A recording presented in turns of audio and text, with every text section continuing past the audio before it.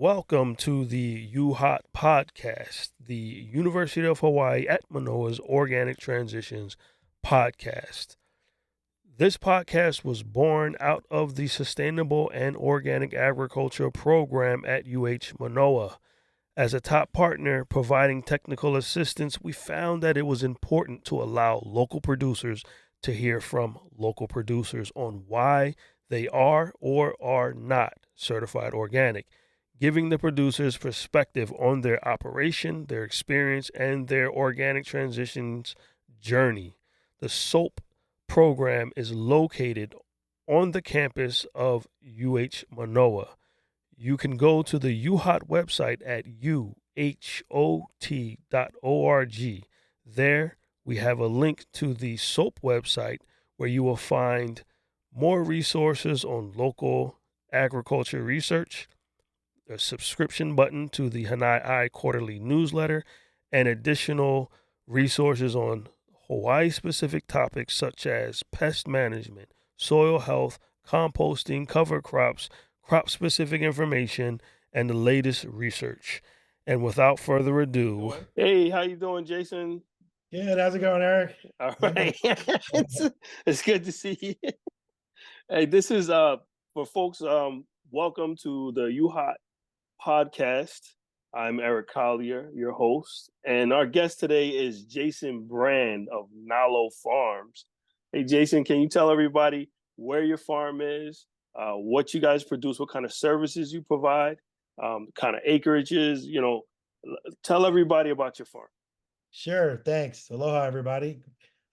This is an exciting story. We've been farming in Kunia since 2010. So we're on our 14th year of farming right now. And the original brand was under Kunia Country Farms. And it's neat because our farm is a 3-acre farm producing around 5,000 pounds of leafy greens every week and around 40,000 pounds of fish every year because we're an aquaponic farm, right? So our fish and our plants are married together. But what's neat is, and the first planting will come up in the next few days, we've been expanding. And not only we've been expanding, we're changing our name. And we brought on a gentleman who was farming in Waimanalo for many years, 42 years exactly, named Dean Okamoto. And he was the former owner of Nalo Farms. And we are bringing Dean's experience, his passion for the Aina, the land, his knowledge of farming, joining forces with the technology of Kunia Country Farms and expanding from 3 acres up to 45 acres in Kunia. So we are jumping so we will drop the Kunia Country Farms name brand under Nalo Farms and kind of bring back that mana, that power, and that name recognition of that brand. And then go ahead and jump from 5,000 weekly pounds of leafy greens up to 50,000 pounds of leafy greens every week. And so you have a sense of the scale of that number. Yeah. That's 6.5% of Hawaii's import. It's a big number. Right. Our fish count jumps from 40,000 pounds a year to 2.5 million pounds of fish a year. So in terms of size and scale, this is a big farm, and it finally putting its money where its mouth is to go take a real bite out of imports. Right on. Now you guys transitioned from Kunia Country Farms to Nalo Farms with the onboarding of Dean Okamoto. Now, what for operation to go from? I mean, you guys are pumping out five. So, okay, I'm excited. So let me step back.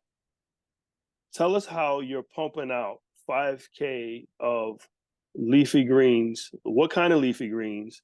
The lettuce, kales, what kind of deep leafy greens? What kind? And then how are you producing that per week? And also keeping abreast of the inputs for the fish, right? Or is it a circular system? How's this working? Sure. So we are a closed loop system. So I should say our 3 tenets of farming, because we always start with why are we farming, right? It's not just a love of land and passion that drives someone to farm. So we really farm to grow food locally. And you can kind of rephrase that as we're really trying to take a bite out of imports and reduce the amount of food Hawaii has to ship in. We grow our food locally, we grow our food sustainably. Now, sustainable has a lot of definitions to a lot of people, right? That's kind of a big catch-all word. For us, it means minimizing our pesticide use. We try to minimize our water use, so we rely mostly on rain catchment. We reduce our energy use, we rely on solar, and we reduce our soil use. We grow in the water, we don't even grow in soil. So for us, that's the definition of sustainable. And then obviously the last piece of that is it has to make money, right? Because you got to be Mm, economically sustainable as well. So we have an environmental policy as well as an economic policy in the way we drive the farm. So tenet number one, we farm to grow food locally. Tenet number two, we farm to grow food sustainably. And tenet number three, and it took us 14 years to get there, is to grow food in such scale that we can actually lower food prices for Hawaii. Meaning, as a farmer, it doesn't make sense just to grow something that costs twice as much as it does to bring in, because that's not a competitive advantage then for Hawaii, right? There might be a better use of my time or my land. And so we chose a refrigerated import like lettuce. It's perishable and it's cold, brought in cold, right? High cost of shipping. And that gives us enough competitive advantage to go ahead and compete versus the California suppliers. So those are our three tenets: grow food locally, grow food sustainably, grow food and scale to lower food prices for Hawaii. Because after all, it's expensive to live here. absolutely. Now that means in order to sell things at a reasonable cost or a value, that means you have to scale up.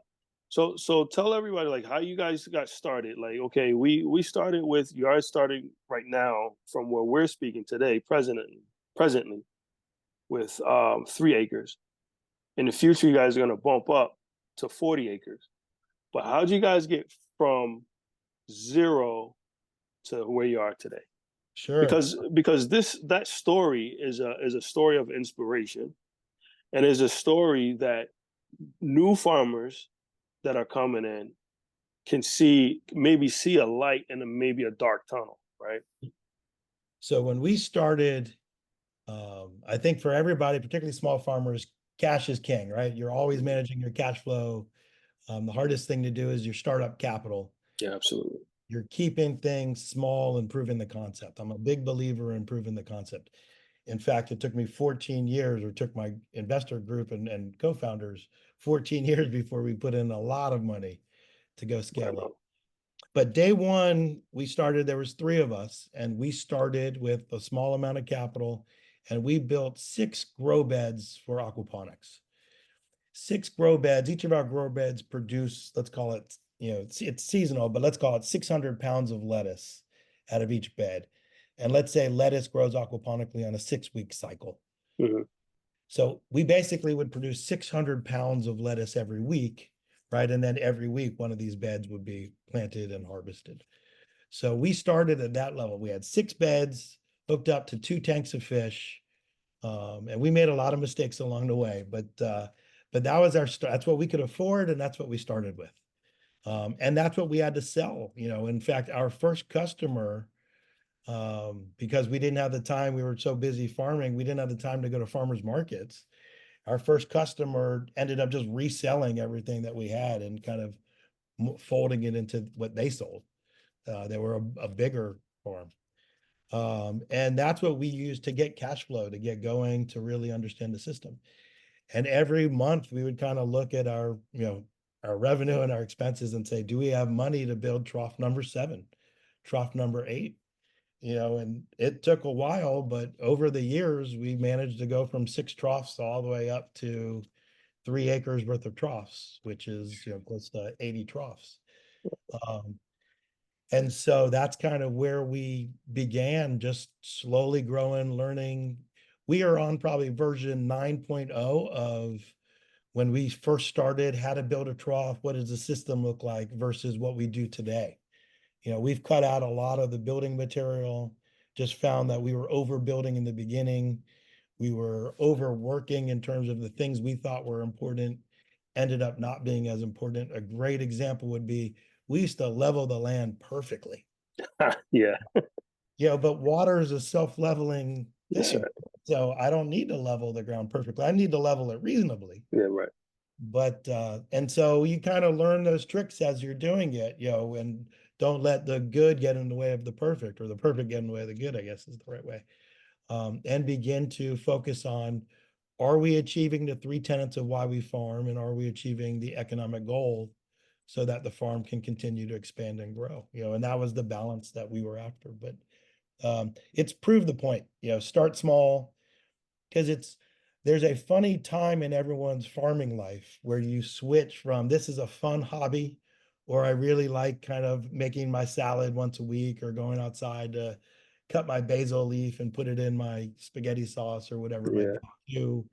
This is going to be my career, and I'm going to do this for real, and it's hard because farming is tough, and Mother Nature wants to teach you a lesson every now and then. She's a tough cookie, and she's going to show you that. absolutely. But you know what? We're way more resilient, and we can handle a lot of things that Mother Nature can put on us. And Mother Nature is very cyclical, right? We can kind of predict her. Sometimes we can't. But I think you guys have proven 14 years. I think that's consistency. That's longevity. You guys proven that you're going to stay. And so